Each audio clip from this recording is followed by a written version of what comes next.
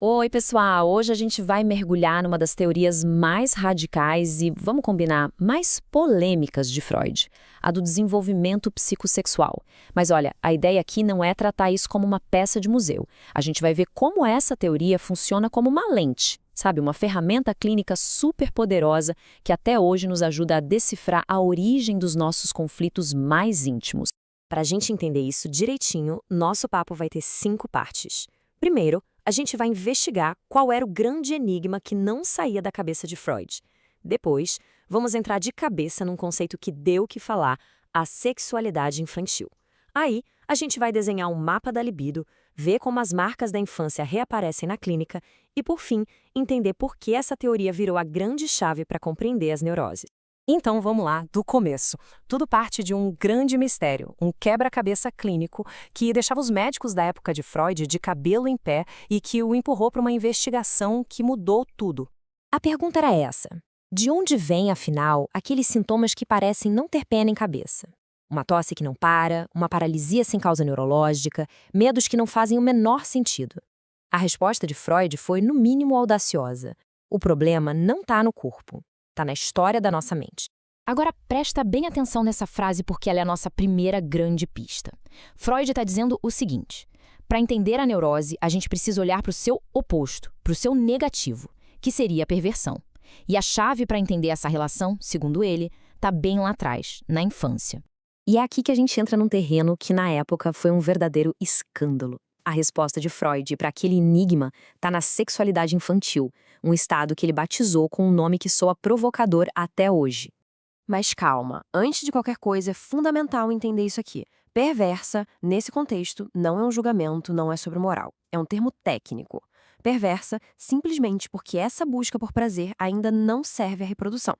E polimorfa quer dizer de muitas formas, já que a criança experimenta o prazer de jeitos muito variados e em todo o corpo, bem antes de aprender as regras sociais do que é certo ou errado. Então, resumindo, o que caracteriza essa sexualidade infantil? São 3 pontos principais. Primeiro, as pulsões são parciais, ou seja, cada uma corre por si, não tão organizadas. Segundo, o prazer é autoerótico, focado no próprio corpo da criança, como chupar o dedo, por exemplo. E o mais importante, tudo isso acontece numa fase pré-moral, antes da gente construir as barreiras de vergonha e nojo. Mas atenção, isso não é para sempre, tá? É uma fase que tem começo, meio e fim. Começa logo no nascimento, tem seu auge ali entre os 2 e 5 anos e depois entra numa espécie de calmaria, o período de latência. É aí que as regras sociais são internalizadas e boa parte dessa energia toda é, digamos, guardada no inconsciente. É o que Freud chamou de recalcamento. Certo. Mas como essa energia toda funciona? Para conseguir mapear essa jornada, Freud nos deu 3 conceitos que são como se fosse uma bússola e um mapa para a gente se guiar. O motor de tudo isso é o que ele chamou de pulsão, em alemão, Trieb. Não confunda com instinto, que é algo mais fixo, mais programado. A pulsão é uma força que vem de dentro, constante e que exige que a nossa mente trabalhe para buscar alguma satisfação. É como uma ponte entre o corpo e a mente. E a gasolina dessa pulsão sexual é a libido. Pensa nela como uma energia líquida, sabe? Super flexível. Ela pode se grudar em partes do corpo, em pessoas, em ideias.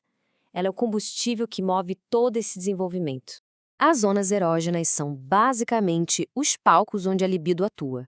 São áreas do corpo, como a boca, o ânus, os genitais, que em diferentes momentos da vida se tornam o centro das atenções na busca por prazer.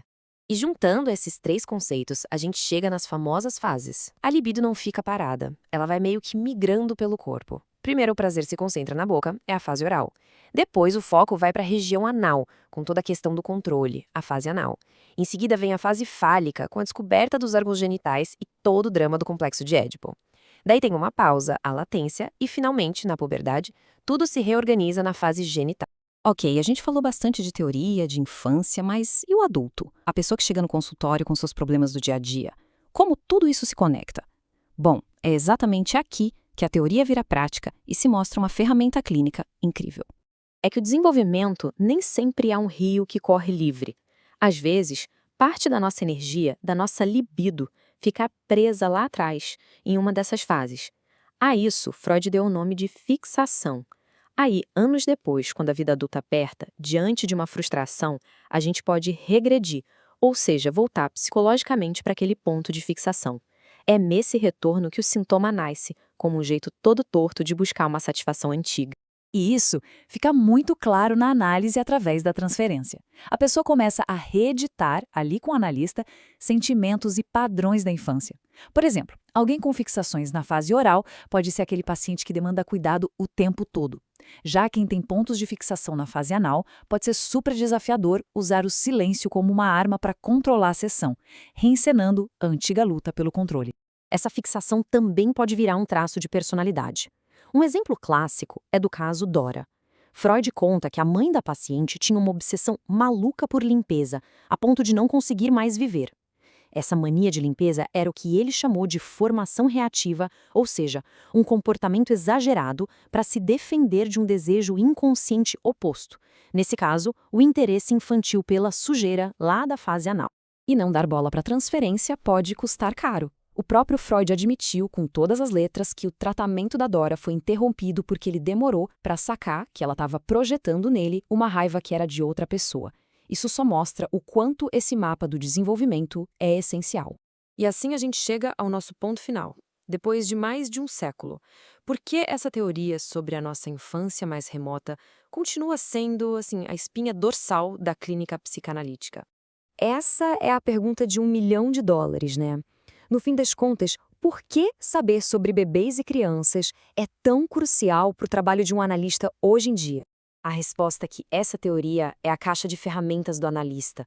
É ela que permite escutar um sintoma não como um erro, mas como uma mensagem codificada do passado. É ela que dá um mapa para a gente navegar na transferência. E talvez o mais importante, é ela que nos ajuda a conectar o sofrimento de hoje com as suas raízes, nos lembrando que cada adulto carrega dentro de si os ecos da criança que foi. E com isso, a gente fecha o círculo. Entender esse percurso da libido é ter em mãos a chave que pode abrir a porta para o entendimento das neuroses. Não é só uma teoria sobre o passado, é um guia para decifrar o presente e, quem sabe, construir um futuro com um pouco mais de liberdade.